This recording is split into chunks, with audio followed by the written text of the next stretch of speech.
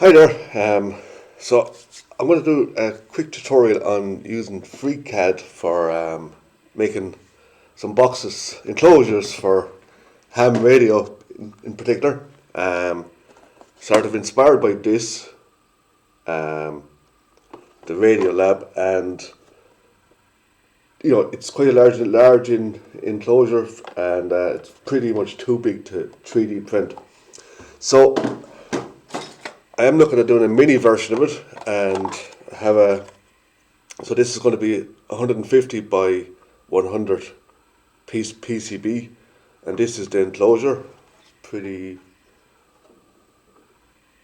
hard to see it actually there, but yeah, I'm not sure if the light is very bad. Um, okay, it'll show up in the CAD a lot better anyway. So the idea is that we put the PCB on top and it fits in. There's a power connector on the back as well. And yeah, so going to do this in FreeCAD. Something that's very important with this is I've tried different versions of FreeCAD, and the standard one drives me mad. So I'm using this one called Real Thunder. And what I'm doing will only work in this version of FreeCAD, and I'll explain it as I'm going. So let this load up here. So going to create a new, and we're going to go into this thing called part design. So if you just follow along, and I'm not going to explain every step, but we create a body, and then we create a sketch on top of it. You get your planes here, so I'm going to just create it looking down on it, and we get this thing called a sketch. So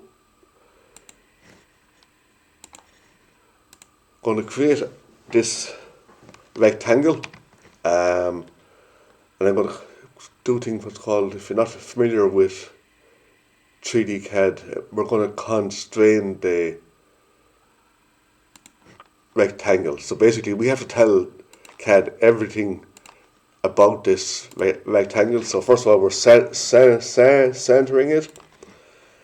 Then we're going to make the overall width of the box 155 millimeters, and we're going to make the overall height 105. So we're basically going to put a PCB in this, and the PCB is 150 by 100. So I have 5 millimeters all around. So now the software basically knows everything there is to know about this rectangle. It knows where it's positioned and it knows its size. So it comes up here in green and tells you it's fully constrained. So we close that, and we want to make this the full size. So pad is to basically pull this into a solid, and I'm going to make the size 30. So now we got a lovely block of something, whatever it's going to be in the end. It's going to be 3D printed, and you can do things. You can look from different angles and so on. So I'm going to go from the top, and I'm going to create a what's called I'm going to create a sketch on the top. If you're using the normal FreeCAD, the proper way of doing it, you create planes and stuff like that. You drive it from a spreadsheet. It is the correct way to do it, but if you're a casual user like myself that just wants to use this every now and again, this version allows you to create it on faces, and it doesn't break. So we create a sketch here, I'm going to, purely for cosmetic reasons, I'm going to put some circles on the corners here. So we use this thing called external geometry actions. So basically this exposes these, it allows us to reference of anything that we select here. And that's what we ultimately want to do. So just going to create 4 circles.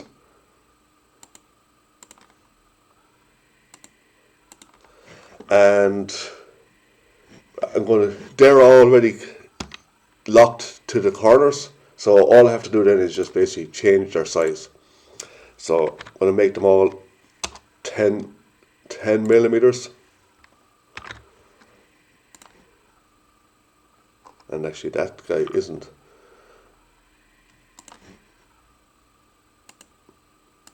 No, it is. So this basically locks 2 points together. So, and make that 10 as well. Okay, so fully constrained again. So everything is locked, which is great. So now we want to pad this. Now I've drawn this on the top. So when I go to pad, and let's say I wanted the full length of the thing, so that's 30. And if we look at, it's done it on top. So I should have probably done it from the bottom, but it doesn't really matter. I'm just going to reverse this. So now it moves them to the correct position. And now we got our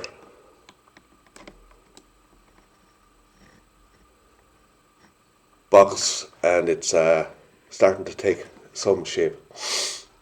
So I'm going to go back to the top, and now we're going to put the cutout in. And for that,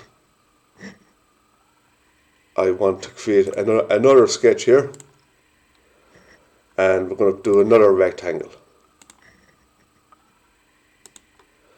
And again, we constrain that. So basically what we're saying is this point and this point is symmetrical around the center. And then we just have to put in the lengths. So I want a 4 millimeter wall around it. So it's 155. So if we take away 8 from that, it's 147, I believe. And if I set the vertical height here, and that's 155, so that should be 97. If we take away 8 from that. So this is basically to create the inside. Again, we're fully constrained, which is important. And we're not going to pad it this time. We're going to create a pocket. So that's basically, we're going to remove material. So the overall height is 30 millimeters, and we want a base of 4. So I want to take away 26 millimeters of material. So now, when we look at this, you can see the box is starting to really take shape. Okay, so now I want to add in some mounting points for my PCB, so I can screw the PCB into the box. So again, just going to create another sketch here, and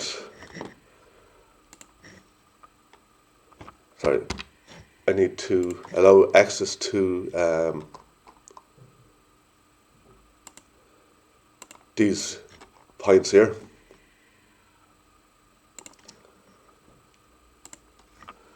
Okay, and then I want to create some rectangles here.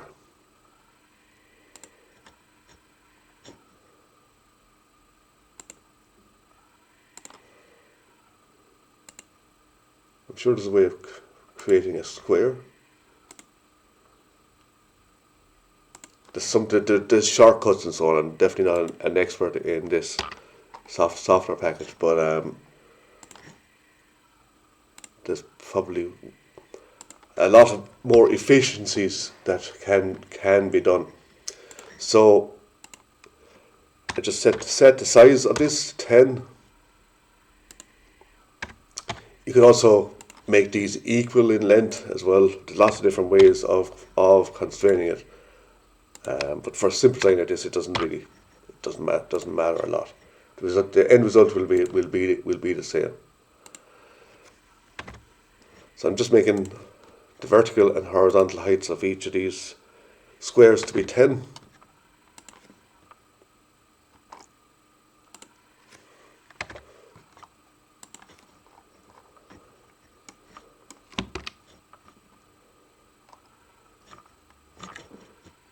I came out of that by accident. So my vertical height is 10. So fully constrained, and we can close this. I'm going to save this here. So we just call it enclosure.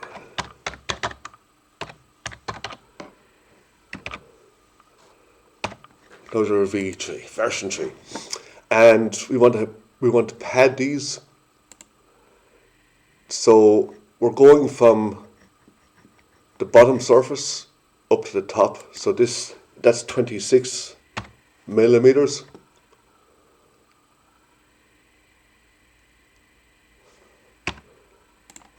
So let's see what that looks like. Okay. There's lots of different ways of doing this. You could, I'm pretty sure, just have drawn a polygon around here and just pocketed that, and then it would have just left these, when I was doing the earlier, sketch. So, okay, so now I want to then just put in some hex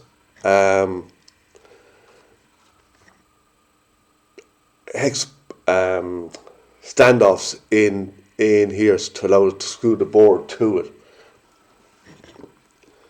So let's have a look at that. So I'm going to create a sketch on this plane. And there's our hex. I think this is it. So create a hexagon.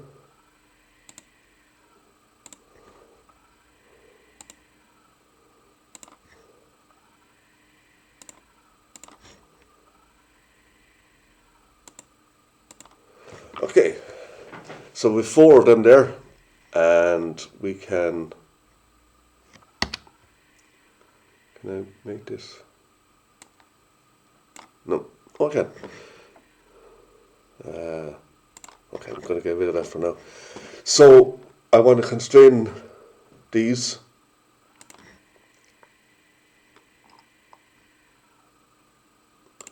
So I'm going to make the circle size 5 millimeters.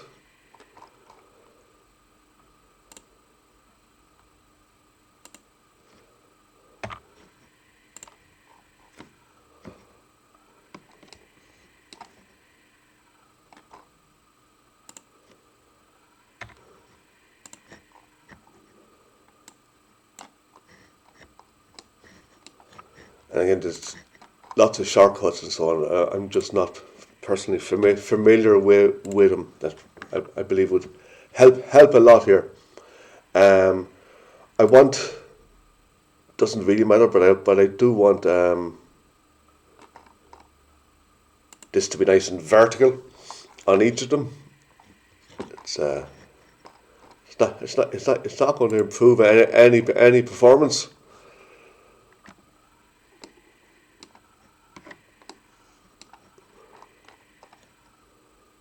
So I just pick one line on each.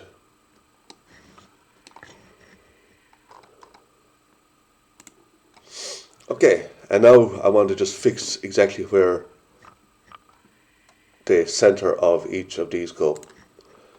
So for that I need to expose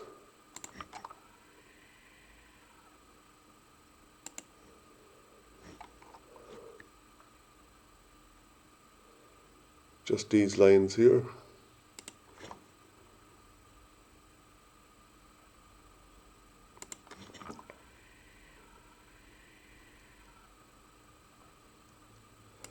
Okay, and now I just need to do, so I can just do the horizontal distance from here to here, and because that rectangle is 10, I'm just putting it in the center.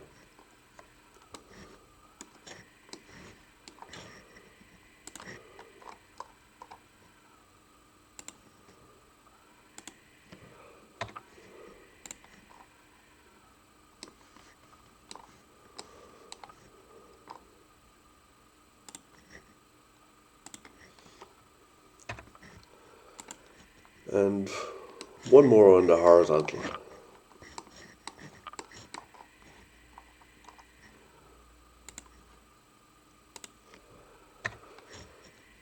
Okay, and then just do the same for the vertical.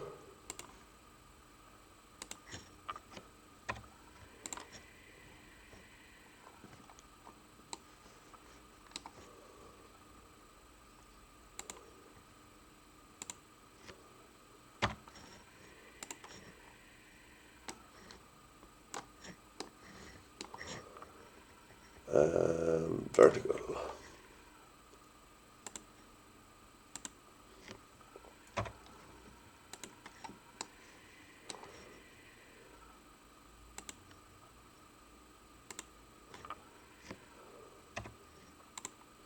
Okay.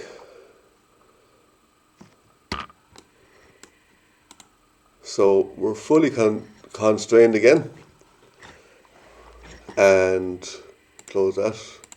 And just save it. And now we're going to pocket this. So basically remove material. And the standoffs I want to use are 18 millimeters. So let's have a look at this now. Okay. So there's a couple of more things I want on this. One is I want to have a lip here so that this holds the PCB.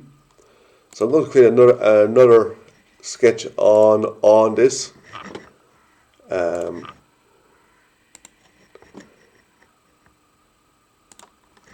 So for the rectangle, again, the easiest way I find at least is to just center around the origin and then just set the length.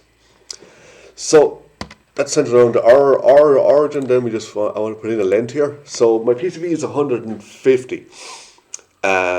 So I'm going to just give myself 1/4 of a millimeter at each side, just for the manufacturing tolerances. 150.5. And I'm going to do the same on the vertical. So it's 100.5. Fully constrained, close, save, and we want to extract the material here. So if you take it at the PCB is 1.62 millimeters, I'm just going to give it an extra millimeter on top. So I'm just going to take 3 millimeters out there. So let's just have a look at what this looks like now. So the PCB will fit in here. We'll have mounting holes in the PCB, and yeah, that's pretty much it. Also want to do a power connector. So I'm going to create a sketch on this face, and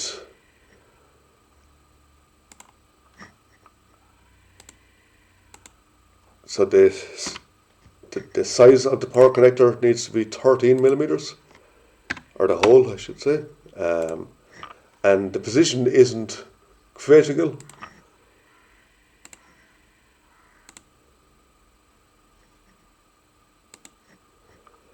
So I'm going to do 40 millimeters there, and just constrain this guy as well. So I'm going to put it in the center. So that's at 15 millimeters. Excuse me.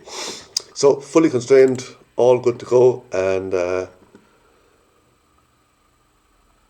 want to pocket this as well. There are tools there for creating holes, and you could use them as well. So there's the that's the finished box. I could put in holes for mounting feet, but I think I'm just going to, in this case, I'm just going to use stick-on feet.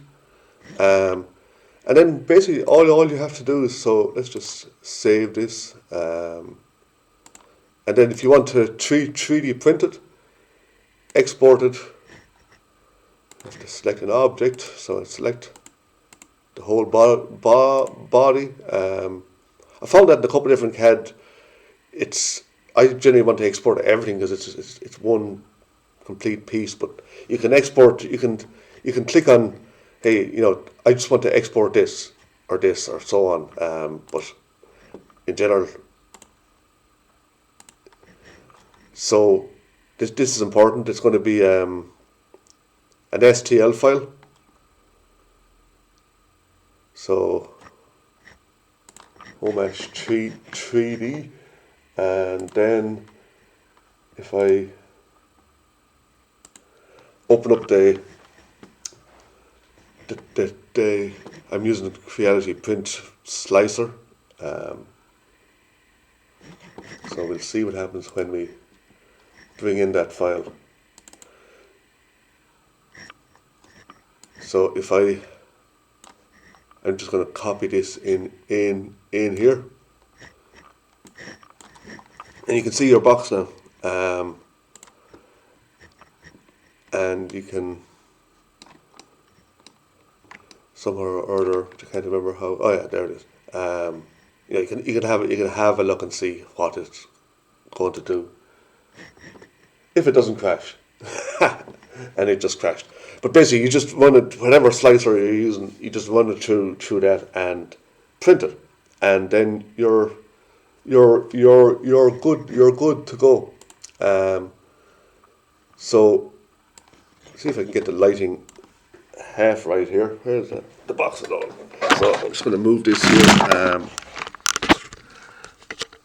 The resolution is bad. So this is the box.